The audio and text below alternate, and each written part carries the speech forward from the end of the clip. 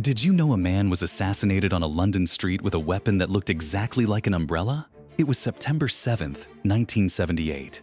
Georgy Markov was a Bulgarian writer who had defected to the West and used BBC radio to mock his country's communist government. That made him a target. He was standing at a bus stop on Waterloo Bridge during the morning rush when a man bumped into him from behind. The man apologized in a foreign accent, picked up his umbrella, and walked away. Markov felt a small sting on the back of his leg. He thought nothing of it. By that evening, he had a fever. 3 days later, he was dead. Doctors found a tiny metal pellet the size of a pinhead buried in his calf. It had been loaded with ricin, one of the most lethal substances on Earth. The pellet was fired from a modified umbrella tip, purpose-built for a single kill. British investigators eventually traced the operation to the KGB. The man responsible was identified by name. He was never prosecuted. He died in his own bed.